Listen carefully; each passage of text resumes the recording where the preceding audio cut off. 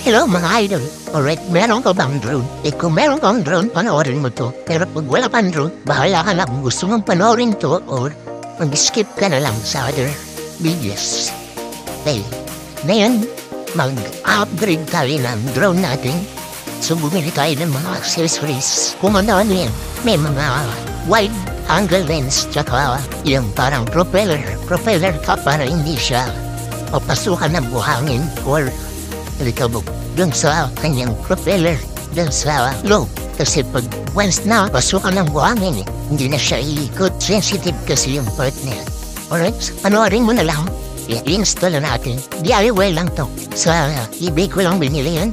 Yung pag may drone ka kasi kailangan mo ingatan yan. Kasi sensitive yan, tapos medyo mahal. Kaya siyempre kailangan konting pag-iingat. Yan, so bali tinatanggal ko na yung mga propeller niya. Bali, meron dalawang tornilyo yan. Pag hihigpitan niya yung propeller niya, huwag masyadong mahigpit. Pero huwag naman maluwag, baka makalasak habang lumilipat. Babagsak yung drone. Yung tamang higpit lang. Kasi nakaraan, nasobrahan ko ng higpit na lost thread. Buti na lang na remedyohan ko pa rin. Konting ingat lang. Mga dusun doon, kung bago ko pa lang papalipad ng drone, unang-una, kailangan magpalipad ka doon sa clear area, yung maluwag, walang mga nakaharang kasi marami mga instances na emergency na pagkamali ka ng kabi, kanan, kaliwa, harap, likod. Pag bumangga yan, sisave lang agad yan. Sisira agad yung propeller niya, sensitive yan. Hindi pwedeng magasgasan. Konting gasgas, mahirap nang paliparin yan. Pero pwede mo pa rin paliparin, pero hindi na siya ganun safety. May siya, may distortion na yung paglipad niya. Hindi ni smooth, ganun yan. Make sure na laging walang gasgas yung propeller. Laging maayos, hindi balok.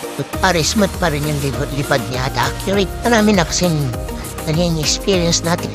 Pinapalipad natin through acts. Kasi mga, for slight beginner, gano'n. Siyempre, hindi mo alam yung mga ganun pangyayari. Hindi ka matututo kung hindi ka nagkamali. Yan, pwede ka mag-install ng mga accessories kung anong gusto mo sa drone mo. Wala namang bawal. Binili ko lang yung accessories sa eBay or sa Amazon. Yan, nalaglag yung tornilyo. Napakalit ng tornilyo niyan. Kaya, ingat-ingat lang. Sobrang liit. Parang palit pa sa bigas. Masarap yung feeling na nagpapalipad ng drone kasi para kang lumilipad. Or para kang nasa aeroplano, ikaw yung piloto. Ganun. Yung maximum height, maximum altitude pala niyan, pag nagpapalipad ka is 120. Hindi ka na pwedeng lumipad sa mas mataas kasi yung mga aeroplano nandun na sila sa taas. Within 200, 300, or 500. Yung mga aeroplanong dumarating, yung mga maliliit. Hindi ka pwedeng palipad sa maraming tao. Akabagsakan sila nandun. Delikado rin yun. Yan, nalagyan na naman yung tornilyo. Okay. So may mga, may mga exact propeller guide. Pag nagkabit ka, hindi pwedeng kinalas mo yung propeller. Hindi pwedeng halo-halo, kalas ka lang ng kalas. At tandaan mo kung ano yung kinalas mo sa kanan. Kung anong klase, ganun din ipapalit mo. Otherwise, magkaiba ng lipad yan. Hindi siya lilipad. Ganun lang yan. Tandaan niya. Or kung gusto niya gumawa kayo, mag-note, take note kayo, i-drawing niyo kung ano yung kinanggal niyo.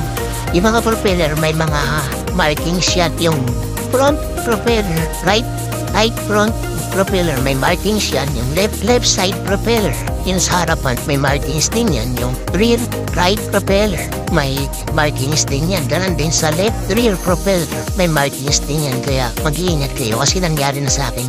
The last time na punta pa ng Sydney, dala-dala ko yan. Tapos, nandun ako sa Manly.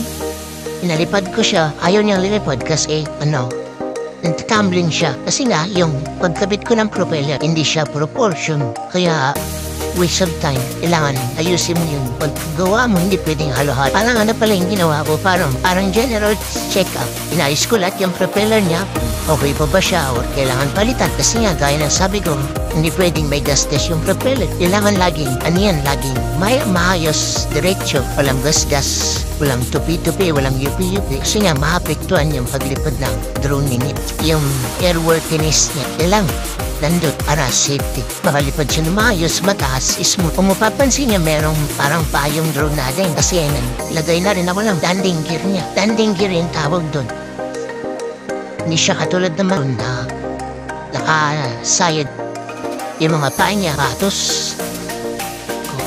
pagkakabit ko yung propeller cap, yung kulay red, yun.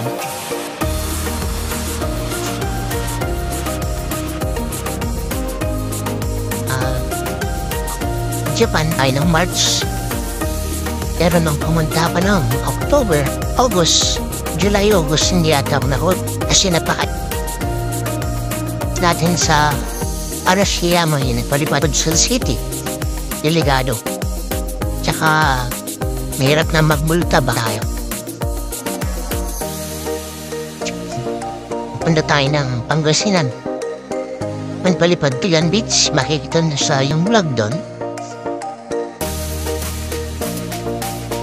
Hindi ako, nung nagpunta ako ng Mountain Province, kaya po lipad kasi bawal magpalipad ng drone. Mahal ng permit. Kung gusto mo raw magpalit ka ng 5,000. Kaya hindi na lang ako nagpalipad, baka barilin. Dumaan din ako ng Baguio pero hindi rin ako nakapagpalipad kasi yan na, dire-diretso yung biyahe ko. From Buscalan, diretsong Baguio, tapos Dagupan na tayo. Pero ako nag-stay pa ako ng Baguio, pwede siguro baka nakapagpalipad tayo, tapos next day, baba na ng Dagupan, and then balik ng Manila. Ayun, tapos diretso ng Osaka, Japan. Ganun yung biyahe natin. Medyo busy, tsaka hectic yung schedule natin. Focus lang tayo dun sa biyahe natin, kaya wala na tayo bang dinaanan.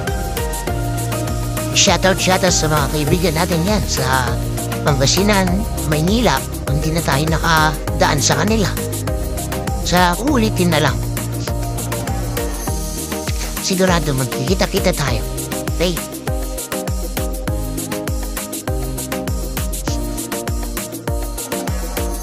Shoutout pala kay Baldwin. Pogs, kamusta ka na dyan? Ano nang plan B natin?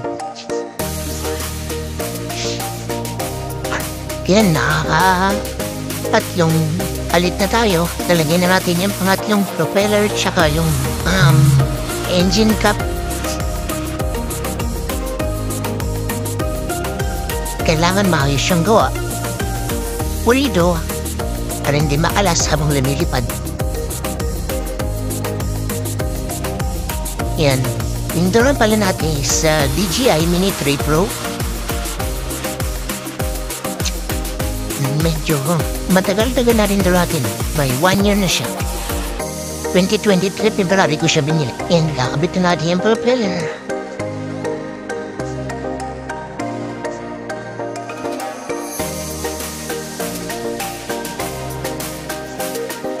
Hindi matagal din gawin to. Kailangan mo ng medyo konting panahon. Hindi pwedeng mabilisan. May magkamali ka pa. Medyo mahal na klaseng laruan din. May kamahalan. Hindi siya laruang biro-biro. Google niya na lang kung magkano yung presyo ng drone sa Google. Yung DJI Mini 3 Pro. Marami na rin mga naglabas ng bago-bago. Meron bago ngayon yung DJI Mini. Around $300.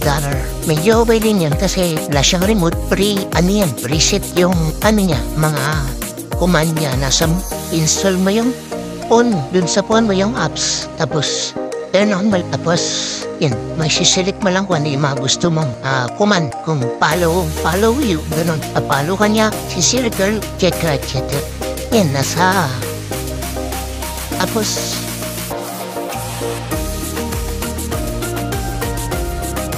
pagpwede rin kayo ng propeller sa eBay or Amazon. O kaya dyan sa Shopee, na siyang kasama na siyang screw tsaka tornilyong kasama.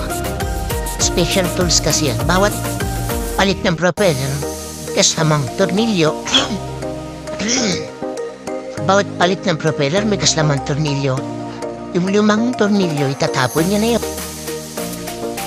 Yan, sigurado lang na pantay. Hindi tabingi. Dahil ang sabi ko, napakalit ng tornilyo niyan. Parang bigas. O kaya palahati ng bigas. Butil ng bigas. Ganun kalit.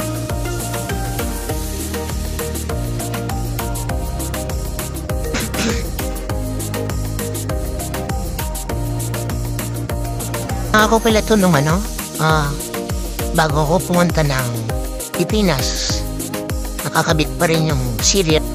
Yun yung permit ng drone sa Japan, nakakabit pa rin. Kasi nga, pabalik ako hindi ko tinanggal yung sticker. Kasi valid pa rin yung permit niya. Mag-apply ka lang through internet. Sa Japan website nila. Tapos magbabayad, mura lang mga $10 permit. Although may permit ka, meron pa rin selected areas na pwede ka magpalipad. Hindi basta-basta. Tapos lalagyan na natin yung mga propeller. Marami pa tayo mga spare na propeller. Siyempre, kailangan natin yan. Yan, kinicheck lang natin kung pares-pares kasi yan. Tsaka bawat dalawang propeller may kasamang tornilyo. Naka-plastic. Automatic yan, mayroong kasamang tornilyo. Kasi hindi mo na nga gagamitin yung luma. Tapon na yan. Plywood care lang lagi pag papalipad ka kung mga guide ako pag na-reach niya na yung 50% battery. Medyo pinapalapit ko na yung sa akin kasi mahirap nang madrain yung battery habang nasa air. Kasi nangyari na sa akin yan. Nag-landing mag-isa sa bubong ng ibang bahay. Yun. So, maghahanap ka ba kung saan bahay ng ipad? Tapos balayin mo yung mga bahay na nilandingan niya nakakahiya. Lalo na sa ibang bansa tayo. Wala ka naman sa Pilipinas, marikisuyo ka. Tapos, gabing-gabi. Yung last time na nag-landing siya mag-isa kasi na-drain yung battery. So, hinanap ko ng hanggang alas 3 ng gabi. Tapos, pinalitan ko lang hinamagad kasi hindi ko na nga talaga makita. Pero alam ko naman na bumaba siya sa bubong ng bahay. Nanghiram ako ng hagdan. Yun. Struggle lang konti, pero nakuha pa rin natin. Yan yung binili natin wide angle lens. Wide angle lens. Para yan nga, wide. Maging wide yung kuha niyang video, picture. Wide angle lens.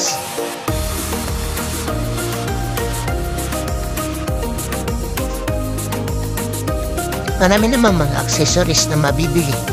Kaya make sure lang na compatible dun sa drone ninyo. Kung ano yung drone ninyo, yun din ang kukunin yung model. Kunyari, yung binili ko, DJI Mini 3 Pro.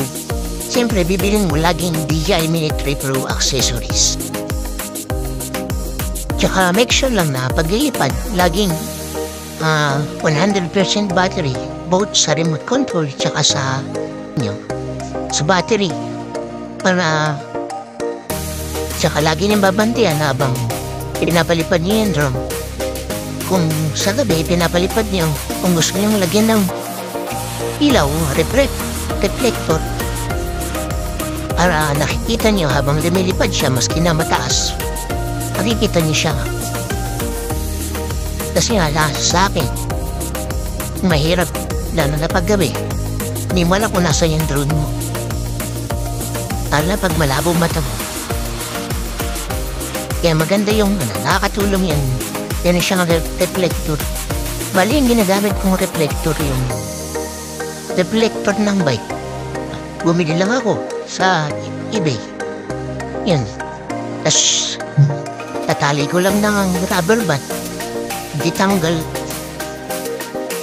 Pagkagamitin, di kakabit. Pag hindi, tanggalin na. Ganun lang.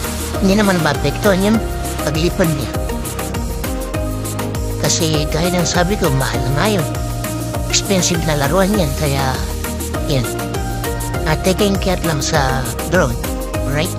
So kung pinapadun to, hanggang dito, maraming salamat sa iyong pananood. Sana nagustuhan mo yung drone tips natin. Hanggang sa muli, Papa Dance Vlog OC. Okay? Don't forget to subscribe, like, and share. Comment down below kung may napulot kang ideas regarding this drone tips ni Papa Dance. Okay? Maraming salamat, kita kids.